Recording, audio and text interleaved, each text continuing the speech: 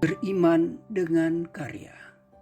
Renungan diinspirasi dari bacaan Injil Matius bab 7 ayat 21, 24 sampai 27.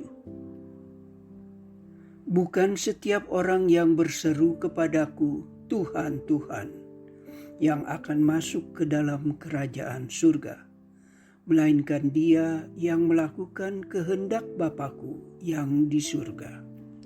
Setiap orang yang mendengarkan perkataan-Ku ini dan melakukannya, ia sama dengan orang yang bijaksana, yang mendirikan rumahnya di atas batu, kemudian turunlah hujan dan datanglah banjir, lalu angin melanda rumah itu. Tetapi rumah itu tidak rubuh karena didirikan di atas batu.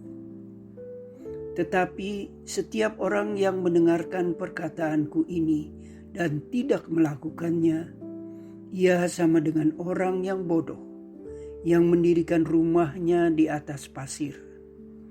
Kemudian turunlah hujan dan datanglah banjir, lalu angin menerpa rumah itu, sehingga rubuhlah rumah itu dan hebatlah kerusakannya. Demikianlah sabda Tuhan. Dalam hidup keseharian, ada banyak orang yang pintar berkata-kata, tapi kosong dalam perbuatan. Ada pula orang yang berdoa begitu panjang dan bertele-tele, seolah-olah semakin panjang doanya, semakin hebatlah dia. Apakah orang tersebut sungguh-sungguh berdoa atau sekedar memamerkan kata-kata indah, atau hanya ingin memperlihatkan kebolehannya? Memang itulah manusia. Kadang apa yang telah ia katakan belum tentu dapat ia jalankan. Menyerukan nama Tuhan dalam doa itu penting, tetapi tidak cukup berhenti di situ. Pintu surga tidak terbuka bagi mereka yang hanya berseru, Tuhan, Tuhan, tetapi tidak melaksanakan kehendak Tuhan. Sebab yang menjadi tolak ukur bagi Tuhan adalah apabila kita mengasihi Tuhan dan melakukan segala perintah-Nya. Yesus mengajarkan kita bahwa kata-kata indah atau lip service tidak perlu. Yesus mengendaki tindakan yang serius untuk menyatakan iman kita kepada Tuhan dalam tindakan sehari-hari.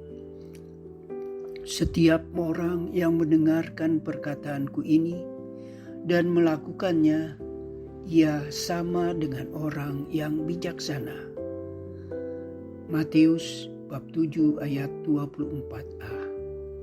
Seperti halnya aklamasi setelah Injil dibacakan.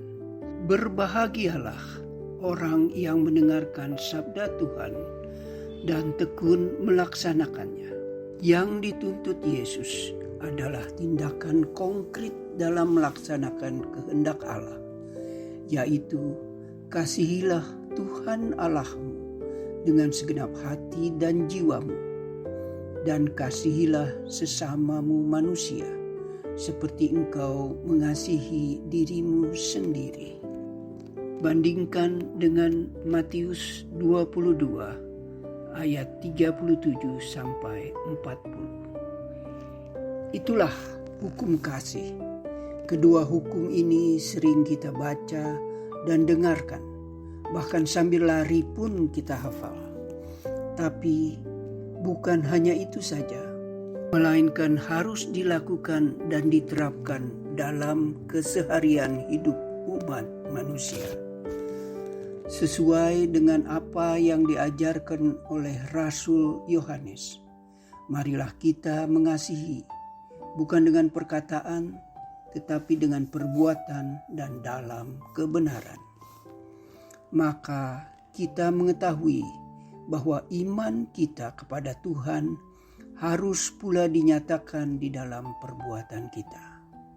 Pada akhirnya, kasih yang akan menjadi takaran dari semuanya. Dengan demikian, iman kita tidak akan mudah goyah, kendati diterpa banjir dan berbagai macam badai kehidupan. Kita menjadi orang yang bijaksana. Yesus, aku sering berdosa, namun dalam segala keterbatasanku, aku telah berusaha mencari kasih dan kebenaran dengan segenap akal budi, hati, dan pikiranku. Aku berusaha dengan sekuat tenagaku untuk menjalankan semua perintah-Mu, walaupun seringkali aku gagal. Dalam kemurahan-Mu, ya Yesus, janganlah mengadiliku berdasarkan apa yang telah aku perbuat, tapi adililah aku menurut belas kasih-Mu. Amin.